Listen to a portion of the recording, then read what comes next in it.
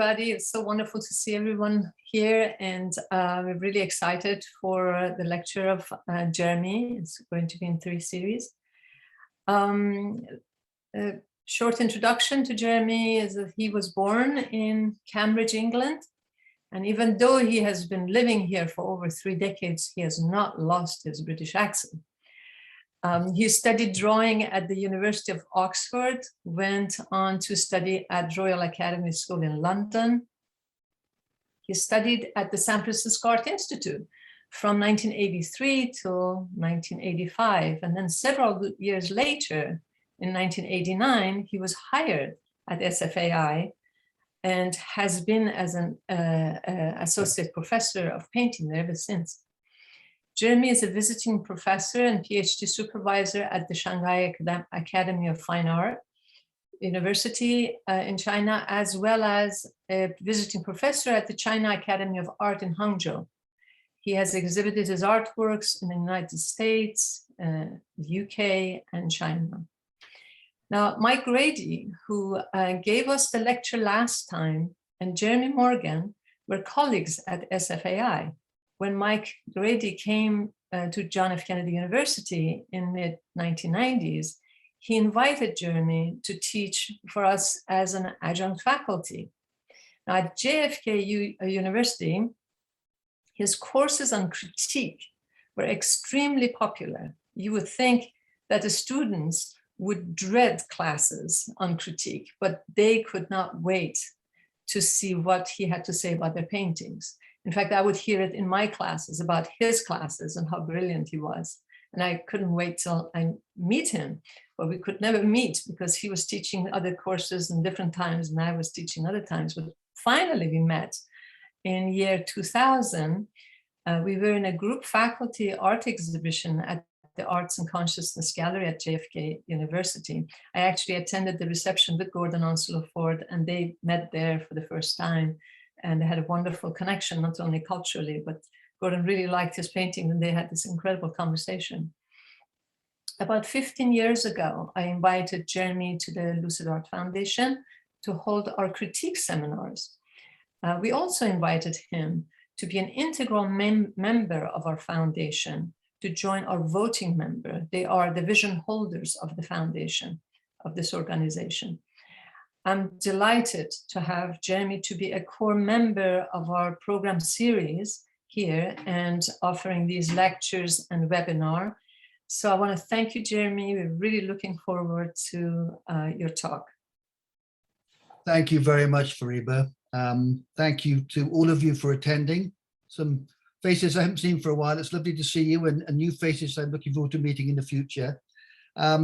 This is a fairly extensive time period we're covering here today, so I'm going to try to do as much justice as I can to those things that I show, but bear with me because there will be a time limit on this, so I'm going to try to cover a lot of areas of interest, I hope, for you, really to do with that all 3 lectures are based on the idea of my ongoing sort of investigation into the notion of what constitutes an image beyond the obvious.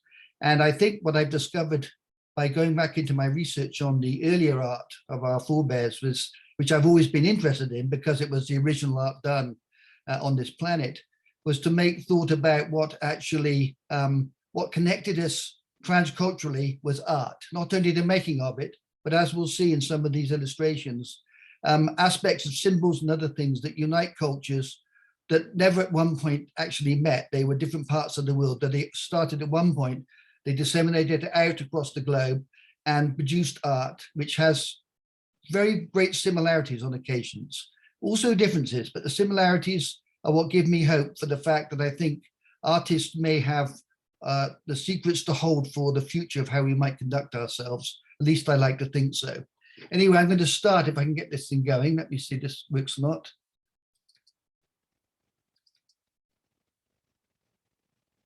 Nothing's happening just yet. Excuse me 1 second.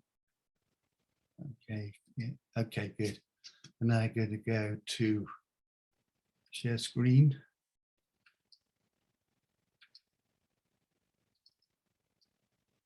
Oh gosh, get rid of that.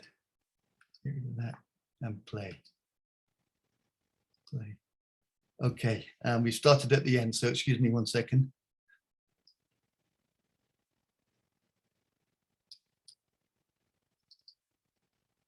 Okay, display. Great, thank you. Okay, thanks for your patience.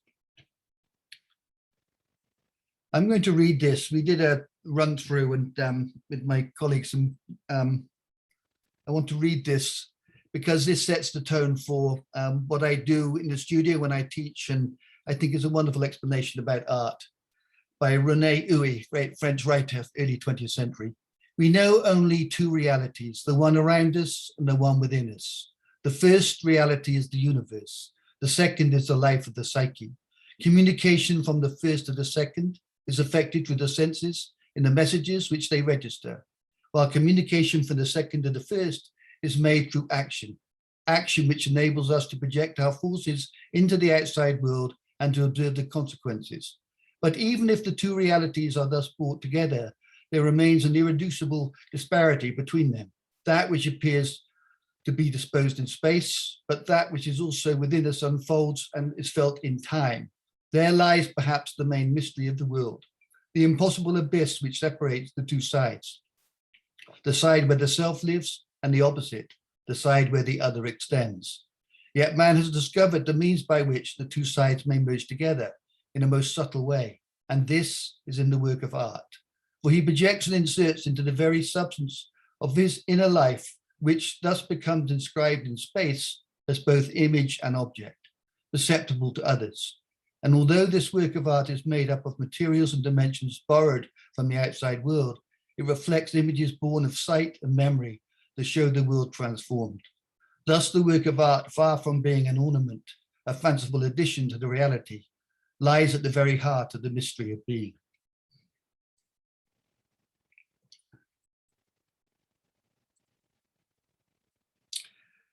So, the first art of the world, such as we've discovered thus far, seems to fall into two main areas. One is the monument and the other the amulet.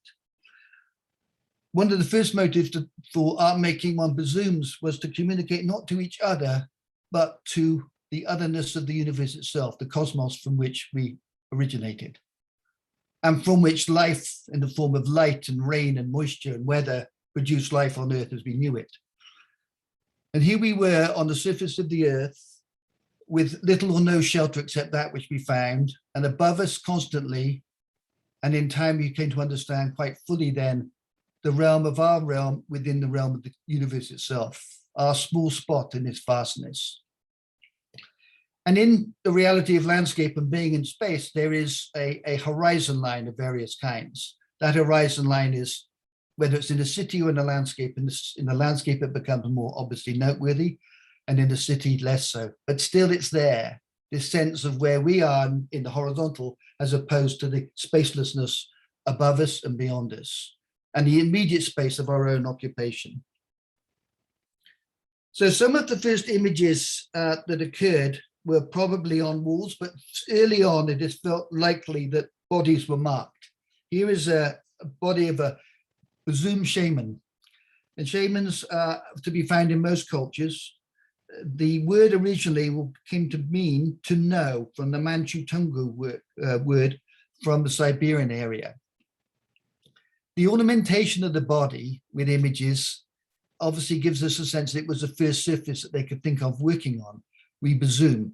Other than walls and rock, there were animal skins and other things which came later, but our body ourselves. And what was the purpose of aestheticizing or symbolizing on the body? We don't know, obviously, why it was. We do now that people do the same thing, to identify as groups or to make statements about themselves. But anyway, here we have an example. This is a 70,000-year-old mummified body with images on it, amongst the first known to have been recorded. And if we move forward then to the more familiar idea of surfaces upon which early humans made marks, we get to the Neanderthal stage, and here we have marks which are essentially abstract. And this is something I'm going to touch on later as we progress through the talk. But our first notion of cave art is often of the animals, which were prolific and prevalent a lot through a great deal of the Paleolithic and then Neolithic times, but mostly in the Paleolithic times. But prior to that, the Neanderthal, there were marks made on walls which were seemingly abstract. They are abstract. They are not images of things that we can identify. Question mark is then, what were these images of? Shifting gears away from the walls, just to talk about other surfaces that were used by artists. This is bark painting from Aboriginal Australian. Now, I use these terms because they obviously, like say Native American, we're talking about vastly complex social groups. So I do not want to diminish the significance of that. But essentially, in the Aboriginal tradition, which is one of the longest lived human forms on life, continuously living on the continent of Australia, bark was used by many to make images upon. And this obviously is some kind of vessel. One before is obviously some configuration of figures. One of the aspects of Aboriginal thinking is based in the idea of the dreaming or dream time. And dream time has become a sort of well-used phrase, but it's really quite complex. And what's interesting to me as I've researched it, because I've been interested for a while in Australian art, is the idea that in the Aboriginal dreamtime is notion of actual eternal and uncreated world, which is actually almost paralleling Taoism.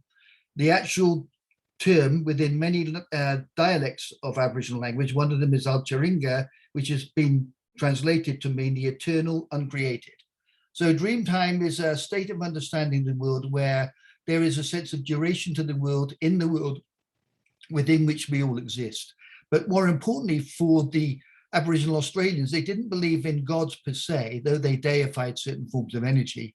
They believe in ancestors that created the world, including the animals that they lived in. They didn't worship, but they revered these people, and it formed the foundation of a lot of their image making. But as with many ancient cultures, they were an oral tradition, they were not writing. And so the history of their own lives and their beliefs are handed down through generations and through ritual art practices and art itself. So art in this case was absolutely a form of cultural identification and transmission.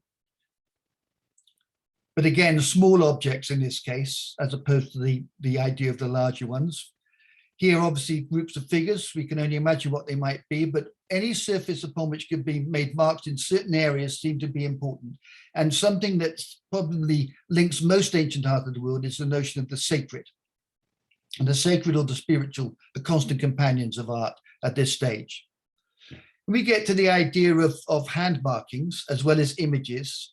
And I'm using these terms generally, but images we'll discuss a little more later. But the hand markings, I'm going to call them, are very interesting because there's every continent, beg your pardon, every continent has these hand markings. And what I'm interested in looking at is when you look at them in caves or on walls, these are obviously made by, for the most part, by creating a hand shadow. The blue figure here, the blue hand, is actually a print, which is a positive. But the others are ghosts. They're shadows of where the figures were. Now, in cave art, we'll see later, this is a rock wall in Australia, but later in the caves, in the darkness, there's the belief that the handprints or the hand placement was allied to the process of putting the pigment on the actual hand, not spitting it on, but building almost like you were cementing the hand to the wall. They believed this was an idea whereby the people were making contact with the spirit world. The very act of going into a cave was in a sense of going into Mother Earth or the spirit world, depending on the culture you're in. But the tiered system, which is clearly a shamanic notion and later used by other religious beliefs, the idea that there's an earth, a subterranean, and a sky space, and how those are divided and subdivided is complex throughout time and history. But with the shamanic tradition, the idea of going into a cave was entering into a body, if you will, of the spirit world. Certain motifs become ubiquitous. This is the Nazca lines in Peru, approximately 3,000 years old. Peru, this is in southeastern Peru, paralleling the Andes, between the Andes and the Pacific Ocean. It's a very desiccated part of the world that's been populated for thousands of years. And it's a strange configuration of abstraction and figural forms. Many people, Maria Ricci, a German-Swiss anthropologist, was probably one of the world's leading experts on this whole series of motifs. And in the Nazca lines, there are thousands of images in total. Some are figural and some are clearly abstract. When she looked at them, she thought first of astrological implications. And she said when she finally analyzed it, she could find no configurations that made sense to anything astrologically, or astronomically, I beg your pardon. So what were these for? Who were they for? Well, the size of them, measuring from feet to kilometers in length. This one is approximately 250 feet long, were forms of communication, one presumes, to those above, the energies of the universe. In the case of the desert people, water would be of primary significance. Many people have conjectured on many things, including these being, landing strips for alien aircraft, which is something I think is intriguing, but I don't hold with that idea. What makes more sense is that they're forms of directing energies to bring water to the earth. But what is really remarkable is we see them only because of aircraft. The people that did them could not see them in the way that we're seeing them now.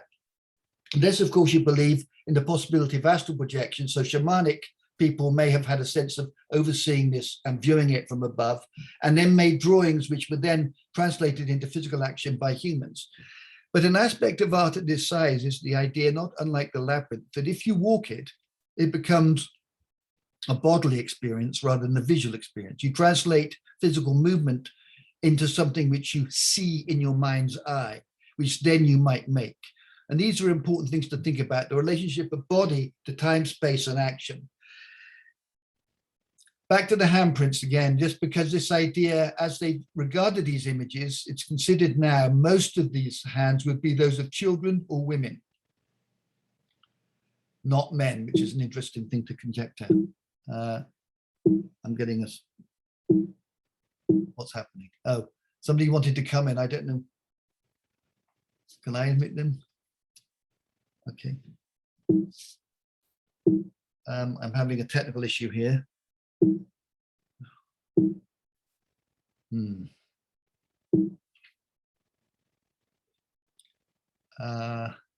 I'm sorry, I don't know what's going on. This is most frustrating. Anybody in my immediate group know what's going on?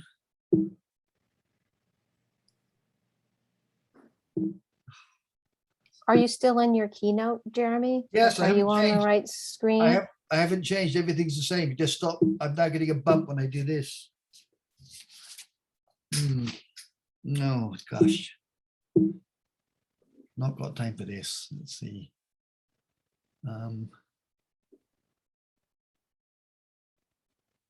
Says I'm screen sharing. So why am I not allowed to do anything? Do you want to stop screen share and then come back in again?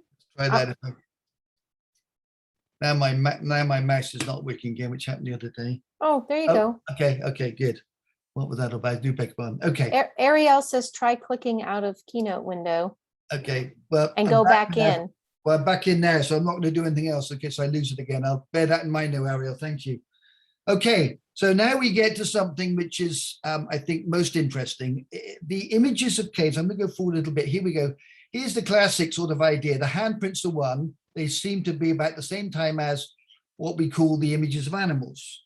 Now, Abbé Henri Bruel was the great French Catholic priest and anthropologist that gave the idea to people that the scenes of hunting scenes in caves were really forms of either trying to create a situation to have a fruitful hunt or ways of saying sorry to the animals for killing them, recognizing them as sentient beings. But when you look at the hunting scenes per se, they seem more theatrical than they are actually about hunting, about the presence of people and animals together. But what happens in caves and sometimes on rock wall art are these dots. And these dots appear with forms and sometimes outside of forms. Now go back to the first Neanderthal science, which were zigzags and crude circles and simple grids, which were mysterious and still remain so. But when this work was analyzed by David Lewis Williams, who's an anthropologist working in South Africa, worth looking at the San people in South Africa, whose work we'll see shortly. He did some research on neurophysiology to work out what it was. He thought if these things are occurring transculturally, because he saw this in South Africa, he saw it in continents of Europe and Australia. And he said, what is it about these dots? Why are they there? And he thought it must be in the brains of the people making the art, their actual way of seeing. So what he did is he did some research, and if one is put into a state of sensory deprivation, and the visual cortex is sort of not fed information, and the mind goes in to an altered state. Now, the premise for many people is that the artists themselves were in a state of trance when they made the work, more than likely. In the cave art, remember, these were in extremely difficult to reach locations. They were sometimes were in large spaces, but often they were in difficult spaces which you had to struggle to get to. And so it gives rise to the idea that the origin of the word gallery goes way back to the idea of labyrinth or cave. And in that place was the idea of a special place where you encountered an image or a visual experience. Now, further research on his part, David Lewis Williams, was that if you are given then a light source, so imagine these people were in caves making these images, they calculate now up to about 150 lamps to be able to see enough to make marks. So at times those lamps would go out and possibly minions were coming in, helpers bringing in burning flames back to illuminate the situation. So as those artists were in this altered state, in complete darkness, as light came back, their eyelids shut or open, light would affect the visual cortex. And the first thing one sees in those states, which can be produced now, and most of us, if we were put into the situation, is grids, dots, and lines. It's as if it's been hardwired into the human brain. And this is fairly well acknowledged. It's not a new theory so much as it is a proven theory about what happens in the mind's eye rather than the process of remembering an image that one has seen. So the theory here is that as the candles came back, the artist started drawing what the mind's eye showed them. The dots and dashes became marked on the surface. But further consideration was that in that state, and this is David Williams Lewis's theory, which has been sort of supported by many people now, is the idea, and this is a critical one for the word of image, the notion of image itself, is that the animals portrayed, firstly, most of the animals, with few exceptions, are not the ones that they ate. So they're not hunting scenes of animals that they've killed in order to eat them, to say sorry for doing so. What they are images formed by hallucinations in the minds of David Lewis Williams. Is that what they were doing is they'd see these lights, these marks, they'd mark them, and within that altered state, an image would come into their mind. Now, in the world we first occupied, when we were very few, animals would be even more prolific and populous. So the other living sentient creatures of the world were very powerful images for them to hold it in their minds.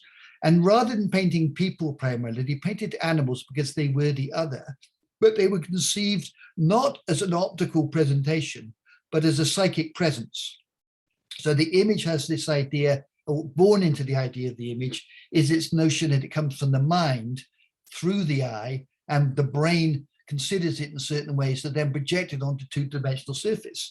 When Bruel was asked about the idea of where image came from, he spoke about the hunting idea, but then he mentioned this idea about a Turkish man who was given an image of a horse to look at and was asked what he thought of the picture. And the man looking, he was an intelligent, educated person, but a strict Muslim, said, "I don't know what I'm looking at." And the person said, "It's a horse. You know what a horse is." He said, "I know what a horse is, but I don't know what that is." He said, "I wouldn't know what it is until I could walk around it." And then this idea is that an image we accept as a sort of frozen cross-section of something we otherwise understand is something which we learn to see.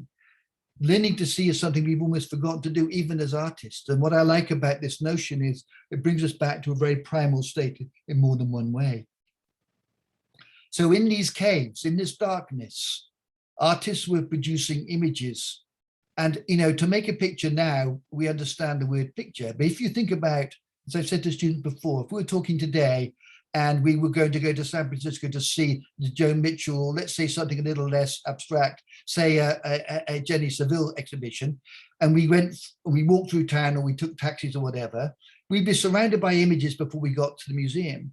If we went to see a new painting by Turner in London in the 1800s or 1790s, we would be walking through a city where there'd be no images at all. There'd just be things that we see. So images have become so ubiquitous for us now, we've forgotten really how they form a strange reality, which we accept as reality. For the cave artist, there's this realization that an image had a profound significance. Going to the San people, which is where Lewis Williams had seen his art and where he lived, he realized that what was going on here was the chimerical hybridization of figures and bodies of people and animals.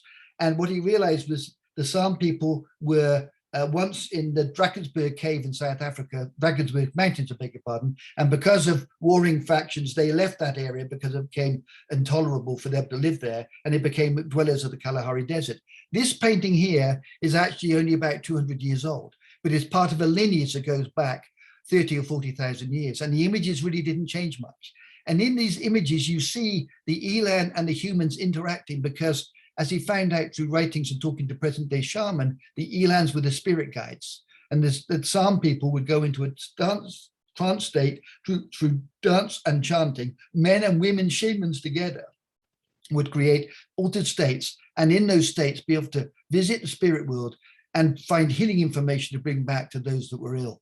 So this idea of art and healing has a profound significance at the very inception of its being. In the cultures of native cultures around the world are marks and signs and symbols, which people have tried to elaborate upon and understand rather, and have been thought about in many ways. But this is, again, this idea, we use these terms art as opposed to the sacred, and this connection between the two. For many Native American communities, the art in its aesthetic sense was not the issue. Art as vital communication and connection with the sacred was of profound significance. Then more famous and known things in other parts of the world are the cairns, standing stones, dolmens, megaliths, which are around the world. This is Stanton Drew. Actually, my family lineage goes back to this village where my forebears were farmers, and this is a Stanton Drew, which is outside of Bristol, actually much larger than Stonehenge, but in slightly less well kept condition.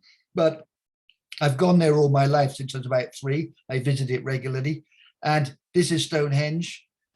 Here we have the idea of structures, and we understand they have possibly to do with healing. Again, excavations have proven that these were possibly effectively places would come, rather like Lourdes is for Catholics. It's a place of pilgrimage, not so much sacrifice. The other thing is the calendric or cosmological experience, the significance of it, as it astronomically and astrologically links to the sky.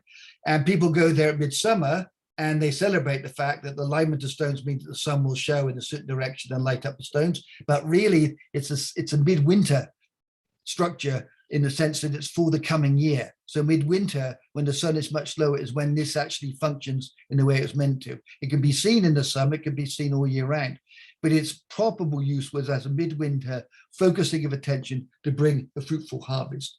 So humans, again, corresponding to unseen forces that possibly organized or allowed their life to be. The same thing happens in India. These are in Kerala, Southeast India, same sort of age as Stonehenge. Here's some other ones. Now here, they're interesting because the megaliths are beginning to form a structure which bears a close resemblance to what we're going to call architecture, which is something we'll think about in a little while. Avebury here in England is one of the largest megalithic structures within which obviously a whole village has existed for thousands of years. And it's absolutely amazing that roads are running through it. It seems almost ridiculous, but it's also seems rather beautiful that it's still there, doesn't lose any of its magic, and it's a living reality. It's not just a historic monument. Many people still find great power in going there. Indian serpent mounds. Again, we're talking about the monuments now, the big stuff. Mike showed us the Venus of Willendorf and other small amulet or precious objects which could be handed to each other. These forms to do with burial or life transition to death states were forms of, again, connection, and for human beings to allow their understanding of life forces both in the living world and in the spiritual state. Now, the dot paintings, which became very famous around the world in the 70s as a result of a practice which I think is problematic, and that was by a teacher who took acrylic paint, which I'm a big advocate of, but he took it to Australian Aboriginal painters who formerly had used only natural materials, and a whole industry sprouted up. And this is a sort of ethical dilemma, but what is important here is that dot painting and dot patterns in Aboriginal paintings are And this is where we're talking about the sacred in art. Aboriginal language, in a sense, doesn't exist except as oral. There's no written form, so the visual, and then this notion of songlines. And songlines are a very interesting aspect. And in the songlines is the idea of Yiri, is that each ancestor creates the world. The ancestor created the world first. They sent that image and message down to others through songs. So when the Aboriginal people went through the landscape, singing the landscape was a way of connecting, where they'd find water, food, and shelter.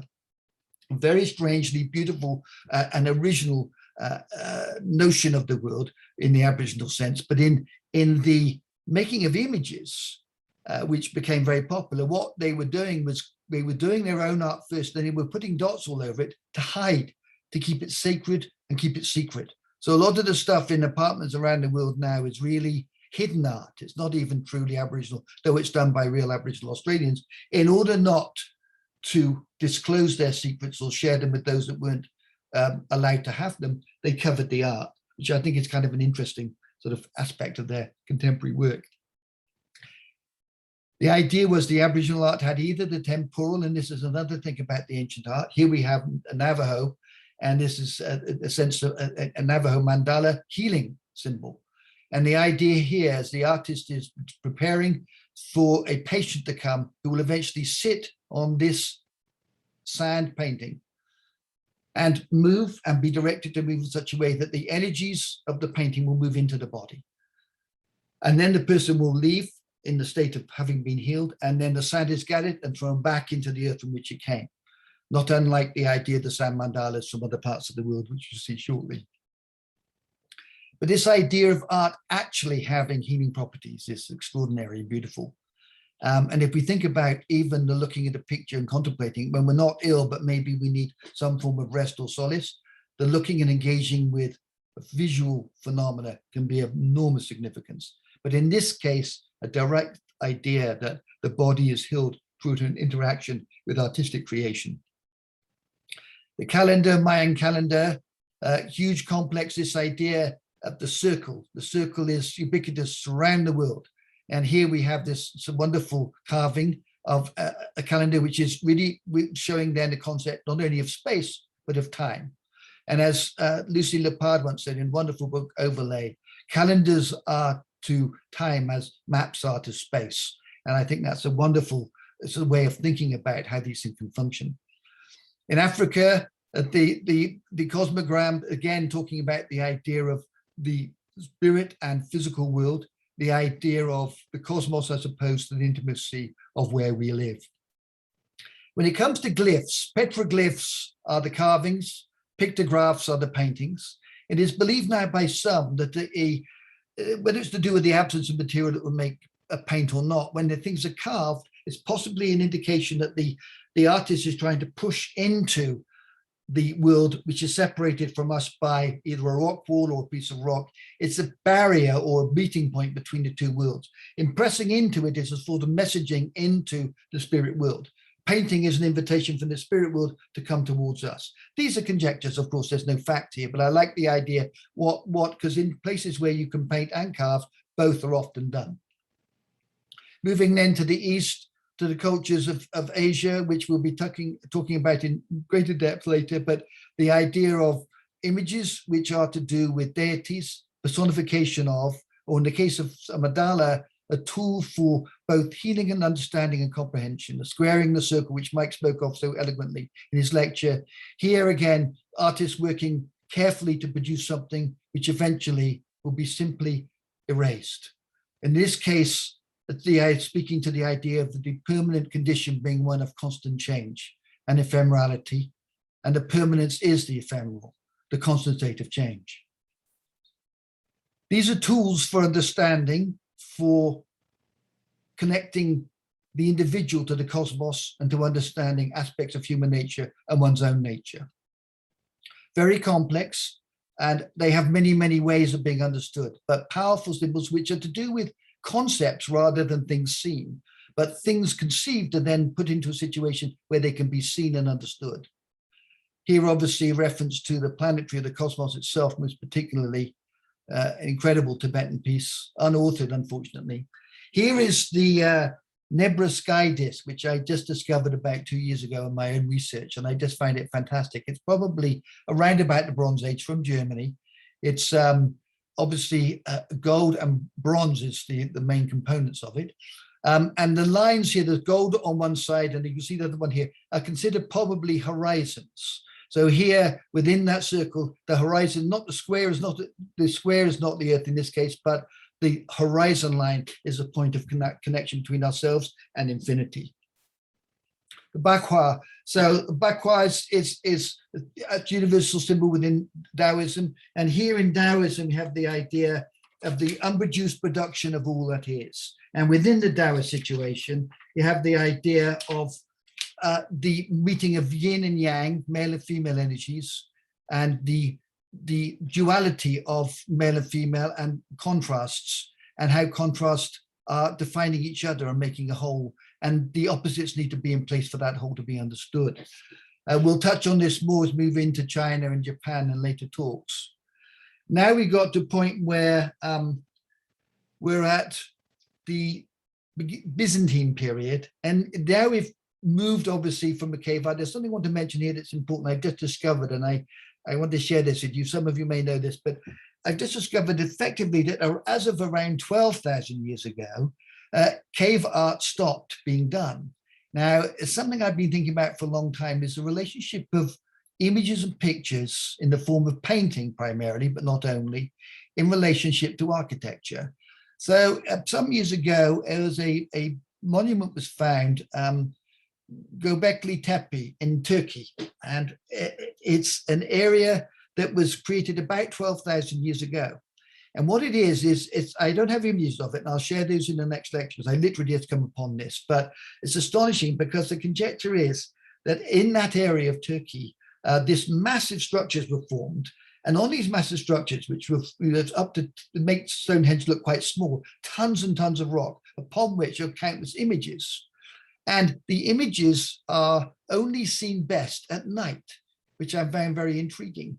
And it's as if the cave art, where the secret images appeared in the minds of humans, put onto a wall where they couldn't be seen by natural light, but only artificial light. Now we're on buildings or structures which were becoming buildings, not merely temples or places of significance worship-wise, but were now places where people congregated. And around 12,000 years ago, it's generally agreed agriculture began. And we stopped moving or living in semi-permanent structures and nomadic structures. We became permanent around the world eventually around 12,000 years ago, as we began to have a relationship with nature, which meant that we had, ironically, a control over it, which I think is the foundations for global warming, if you take it to the nth degree. Instead of working as the ancient people did in harmony with nature, we've now taken it to another level. But in those early days, suddenly people could become sedentary. And as they became sedentary, the makings of marks had a different significance than when they were moving around. And the idea is that the temple at Göbekli Tepe has images which are seen at night, so they produce a sensation of what would have been in a cave formerly. And I find this very interesting. Anyway, moving forward in time now to the Byzantine period, in the emergence of Mediterranean painting, which splits off east and west after the Renaissance, we have here the beginnings of images of people of the sacred time in terms of the divine, in case of Christ, the story of Christianity. And then we have the idea of icon painting. And in these moments, something happens that's very interesting, and that is that if we look at these paintings by Rublev, most icon painting that has figures in space, the space is in reverse perspective, as we later understand it. What we're about to see after this is perspective as we ordinarily understand it. What's happening here is that we are the vanishing point of the painting. But what's happening here too is there is still, in that way, there's a separation between us and those figures. They're in our eyesight, but we can't physically join them because perspective actually doesn't allow us to do that. What happens when perspective becomes inside the painting is we break the barrier between the sacred and the everyday. So if you move forward from this beautiful painting by Rublev to one by Giotto, and here we begin to see in early Renaissance, a very important moment in pictorial history in the world, but also in the Mediterranean basin. And in many senses, it's remarkable because in this painting we see, in terms of structuring, an attempt at shadows, an attempt of overlapping, and a positioning of the terrestrial beings along with the quasi-supernatural one with the angels above. And the angels above now are expressing effectively emotions. And what's really happening here that's really significant, it's seen more profoundly here when we go to Masaccio, the Holy Trinity, is this idea that within the architectural form of the church, which itself is a form of the cross itself, is the idea put so beautifully by Ernest Panofsky, a great art historian, that we have here the meeting point of three things. Ousia, which is, it's a very complex term, but for the sake of discussion, the way Panofsky visually, it's effectively reality. The reality within which phenomena or appearance occurs, which with using perspective, we see through. So we've got this idea now that we're producing something from painting itself, emerges from a condition of being, which then becomes an appearance through which we see. And in the making of this painting, what's happening is now is the perspective is an extension of the space we're in, but we meet at the painting surface by effectively having two pyramids whose bases touch at the painting. Our eye is the vanishing point of one of those pyramids, and the vanishing point inside the painting is the other. Thus, in Western art is the predilection for creating stagic space, where we are spectators to what is presented to us. We can see it, we can imagine it, we can, in our minds, move into it, but there's always, at some degree, a separation. When we move from that Mediterranean basin to points east, we will see a different orientation, which will be the beginning of my next talk as we emerge from the Renaissance up towards the modern world. So I feel like I've rushed through that rather quickly, and I hope you've got something from it. But I think it's kind of exciting to think about this idea of, firstly, of those forms in art historically, the circle, the labyrinth, various things which have been ubiquitous around the world for all of our differences, for all of the geographical differences, where art could be made, where human beings could live. There was a tendency to certain primal forms which connect us, which I think if you go to Jung and the idea of a collective unconscious begins to make a lot of sense. Anyway, I'm going to leave it there. Thank you for your attention. And I'm going to see if I can come back to you and leave the wonderful painting. Here we go. And then I'm going to stop screen share. How do I do that?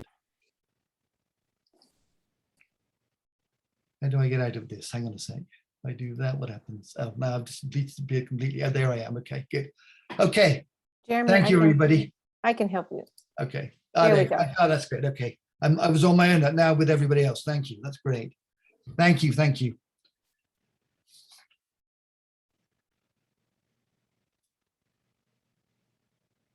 Some people being muted. Fariba, I can't hear you. Well, thank you so much, Jeremy. That was a very inspiring talk. Thank you. There's so much that came up about all of this. There was so much information. But I saw, of all the images that you were showing, that I was just sitting, like, what it stayed with me was the image of the two horses with the dots inside from the Pishmel cave. Yes. And it happened that in 2019, I went to that cave and I wonderful. saw it. And I was standing in front of it. And I said, why is these dots are not inside of the horse, and why is it outside? And then from then on, because I was in this expedition for looking inside caves, I went to many of them, I started to look at abstract marks more than, it's beautiful to see all the basins and the horse, but then where are the abstract marks? And what you said is, and you ended your talk with that about what Carl Jung talked about, the collective unconscious. Often we look at archetype as something that is recognizable. How about the archetype be the abstract image or abstract marks? And that's something I think is fairly new thoughts that people are just starting to pay attention to, that inside the psyche, we do have that, as you mentioned about scientifically, it's proven about seeing the dots. Right. Well, I So just find it fascinating that it seems now that the first marks ever made were abstract, then they occurred with the animal images. And now as we Exactly. evolve in terms of pictorialism, we're going, abstraction is one of the orientations towards, maybe it's a return almost. I find that very interesting. I think Lucy Lepard beautifully cited this in the book Overlay, where she takes contemporary art from the 70s and 80s and looks back to the ancient art and sees they're not doing the same thing, but they're connected powerfully, So I like that idea. Yeah, I really enjoyed how you were bringing the Western and connected to the Eastern, and you're going to the South. I mean, to really show the collectiveness of this. And, it all comes, I'm sure that now we're going to go to the next lecture. You'll talk about that with Asian art. I mean, even, the Bindu point is just in that philosophy. It all starts with the dot. It's just a starts with a dot, and then of course the circle is assumed. As soon as you put a dot, there's a circle. But the other thing I didn't say, but sorry to, but you're making me think. Point I wanted to make, which is I think very important, is that we see as a circle. Our eyesight is two cones that intersect into a circle. That's our whole viewpoint. It's only when we get to the idea of architecture and portals that we have this format, which we're looking at each other through now. So much of art, when art was in, and the other thing in the cave art, which I didn't make enough point about, is that when you go to those caves, as you know, because I've been to Rufinyak to see them, the animals are often all over the place. They're not orientated with gravity. That's not their presence is more important than their orientation, as long as they can be seen.